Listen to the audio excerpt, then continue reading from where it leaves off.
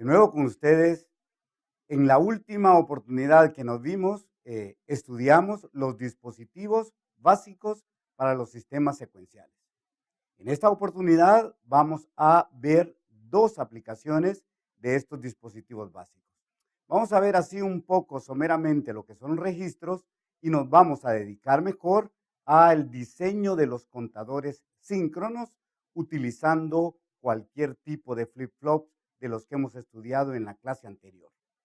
En el proceso vamos a ver cómo se diseñan y esas cuestiones. En este momentito el objetivo les aparece ahí. Vamos a revisar un poco lo que son los registros. Veamos los registros. Es un grupo de flip-flop interconectados para guardar datos, desplazarlos o rotarlos según la aplicación donde se quieran poner.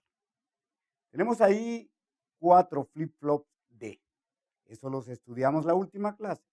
Están interconectados por medio de su línea clear o borrar y la señal de reloj. ¿Qué va a pasar entonces con este arreglo de flip-flops? Es un registro de 4 bits. El dato que yo quiera guardar lo ponemos en las entradas D. Luego aplicamos un pulso de reloj y como veíamos en las tablas de excitación, lo que hay en D pasa para Q. Y ahora lo que nosotros hemos escrito en las salidas Q permanecerá hasta que cambiemos los datos de entrada en las D y llegue otro pulso de reloj. Si nosotros queremos borrarlo, es decir, ponerlos todos a cero, simplemente ponemos un pulso en la señal clear. Y así tenemos un registro para guardar un dato. Las computadoras tienen internamente muchísimos registros que sirven para guardar datos. Ahora tenemos acá un registro más completo de 4 bits, pero ahora en él podemos hacer 4 funciones. ¿De qué va a depender? De lo que pongamos en su entrada D. ¿Y de qué depende lo que pongamos en su entrada D?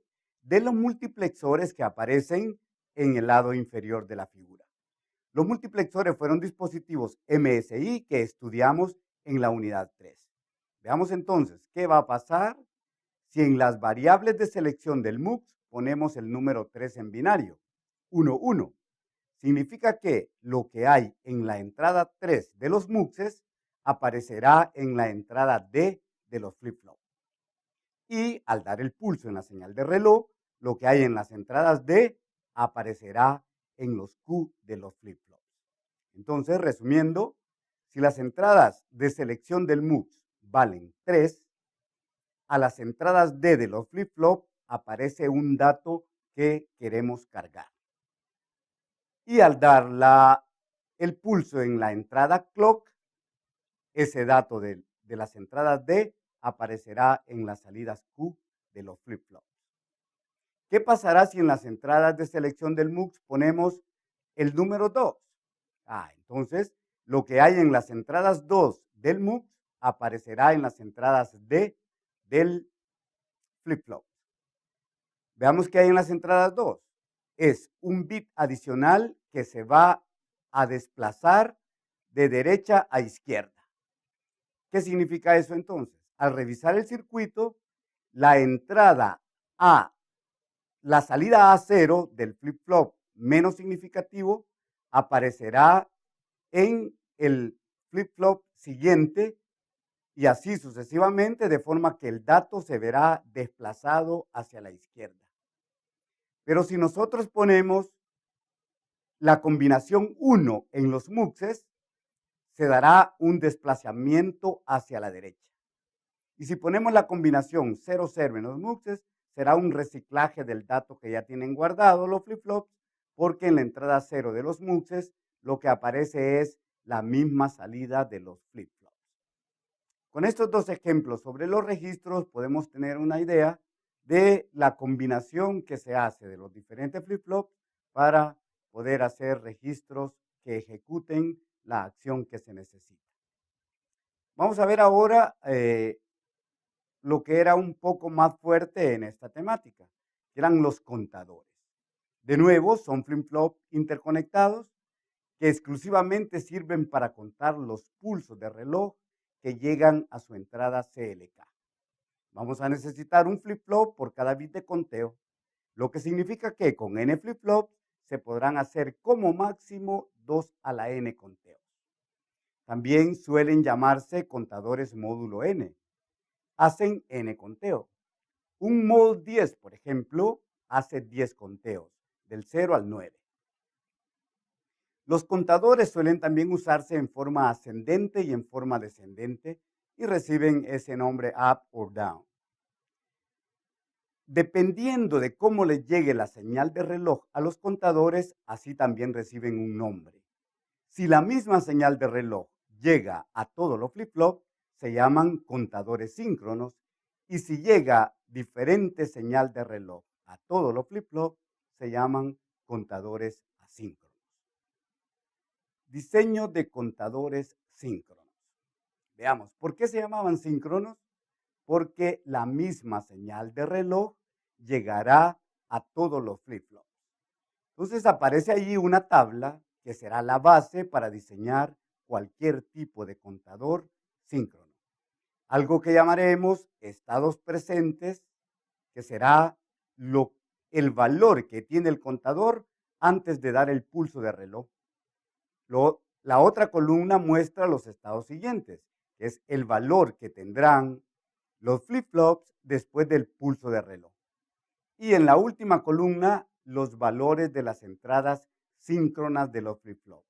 Dependiendo del tipo de flip-flop, podrán ser SR, D, JK o T.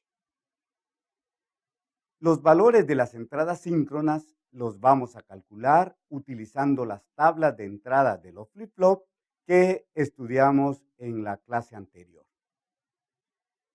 Vamos a ver que con los estados presentes y las variables de control como entradas en los mapas de Carnot, se van a encontrar las ecuaciones de las entradas síncronas de los flip-flops. Veamos un ejemplo. Un contador de 3 bits ascendente. ¿Qué nos imaginamos que va a hacer eso? Pues contará ascendentemente del 0 al 7. 3 bits, 2 a la 3, 8 conteos del 0 al 7. Está ahí la tabla ya específica para este contador que presentábamos antes en forma general. ¿Cómo vamos a hacer esto? Me voy a parar, por ejemplo, en el 0, en la fila 0, y digo, el estado presente es 0. ¿Cuál es el estado siguiente de 0? 1. Me paro en la fila 3 y digo, estoy en el estado presente 3. ¿Cuál es el estado siguiente de 3? Contando ascendentemente. 4. Me paro en el estado presente 6. El estado siguiente será 7. Esta será la forma como vamos a armar las columnas de estado presente y las columnas de estado siguiente. Me paro en el estado presente 4. ¿Cuál es el estado siguiente? 5. Esto, por supuesto, dependerá del tipo de conteo que estemos haciendo. Luego, al llenar las tablas de estado presente y estado siguiente, pasaremos a calcular los valores de las entradas de los flip-flops. Para el caso, utilizaremos un flip-flop JK, cuyas tablas de entrada fueron estudiadas anteriormente. Y esto, si recuerdan, lo leíamos así. Si estoy en el estado presente 0 y quiero llegar al estado siguiente 0, ¿cuánto debe valer JK? Aparece ahí 0x. Si estoy en el estado presente 0 y quiero ir al estado siguiente 1, ¿cuánto debe valer JK? 1x. Así iremos calculando los valores de las entradas síncronas de los flip-flops. Me voy a parar en el conteo 1 y voy a revisar el flip-flop 2, Q2. Todos sus valores están escritos en color rojo. Entonces diré, si en el conteo 1, Q2 vale 0 en el estado presente y quiero que en el siguiente siga valiendo 0, J y K debe valer 0x, según la tabla de entradas que tenemos allá. Veamos la fila 3, siempre Q2. En el estado presente Q2 vale 0. Quiero que en el estado siguiente Q2 valga 1. ¿Cuánto tiene que valer JK? Aparece en la tabla de entrada que J y K debe valer 1X. Por lo tanto, en J2K2 aparecerá la combinación 1X. En la fila 6, por último, el Q2 del estado presente vale 1 y el Q2 del estado siguiente vale 1. ¿Cuánto debe valer J y K para que se cumpla esa condición? Vamos a la tablita de entrada y aparecerá ahí que debe valer J y K X0. Los tres flip-flops son JK, por lo tanto el proceso es el mismo. ¿Qué sigue ahora? Encontrar las ecuaciones de J2, K2, J1, K1 y J0, K0. ¿Cómo vamos a hacer eso? Tomando los valores de los estados presentes como entradas en los mapas de Carnot, vamos a encontrar esas ecuaciones. Tarea que ustedes ya pueden hacer por la experiencia que llevan en el curso. Obtendremos entonces esas ecuaciones. J2 igual a K2 igual a Q1 por Q0, J1 igual a K1 igual a Q0, J0 igual a K0 igual a 1. Y esto lo vamos a plasmar en un circuito como sigue. Copiamos las ecuaciones de nuevo para tenerlas a la mano y aparece ahí el circuito. Es un contador ascendente de 3 bits construido con flip-flop JK. Vemos en las ecuaciones que J0 es igual a K0 es igual a 1. Revisemos eso en el flip-flop 0 y ahí está J0 y K0 conectado a 1. La ecuación dice que J1 y K1 son igual a Q0. Ese es el flip-flop de en medio. A J1 y K1 le llega la salida del flip-flop 0, Q0. J2 y K2 es igual al producto de Q1 por Q0, como se muestra en el circuito. A J2 y K2 llega la salida de una compuerta AND que está multiplicando a Q1 y a Q0. Presentamos ahora un contador en Gray reflejado. Cuando estudiamos los códigos, vimos este código. Presentamos ahí la secuencia de conteo que ahora no es tan obvia como el contador ascendente. El Gray reflejado, recordemos que tiene ese comportamiento. Después del 0 el 1, después del 1 el 3, después del 3 el 2, después del 2 el 6, después del 6 el 7. Es decir, la secuencia de conteo ahora es no en sentido binario, sino que justo en Gray reflejado. Allí podemos apreciar que después del 0 sigue el 6, que después del 5 sigue el 4, que después del 1 sigue el 3. Es decir, el estado presente es 1, el siguiente será 3. Vamos a utilizar siempre flip-flop JK, aparece la tabla de entrada y aquí la tabla de estados presentes, siguientes y entradas síncronas. Revisemos de nuevo, después me pongo en la fila 4, si el estado presente es 4, ¿cuál es el siguiente? Bueno, como 4 es el último, se va a reciclar a 0. Si estoy en el estado, en la fila 2, el estado presente es 2, ¿cuál es el estado siguiente? Vemos el sistema de conteo y después del 2 sigue el 6. Así podemos llenar la tabla de estado presente y estado siguiente. Luego, como lo explicamos anteriormente, calculamos los valores de las entradas síncronas utilizando la tabla de entrada que aparece en la misma figura. Con mapas de Carnot obtenemos las ecuaciones de las entradas síncronas de los flip-flops. Aparecen ahí escritas y resulta que K sub 0 es igual a la XOR de Q1 con Q2. Podemos apreciar que en la entrada K0 del flip-flop 0 aparece la XOR de Q1 con Q2. J0 entonces es igual a K0 negada. Si K0 es la XOR, J0 será la XNOR. Y así se implementan todas las ecuaciones de las entradas de los otros flip-flops. Vemos que J1, K1, J2 y K2 es el producto de algunas entradas que ustedes pueden apreciar y luego lo revisan para practicar también el análisis de circuitos desde ya. Vamos a ver ahora un circuito que utiliza las don't care condition que estudiábamos en las clases anteriores. Y eso es un contador de década. ¿Qué es un contador de década?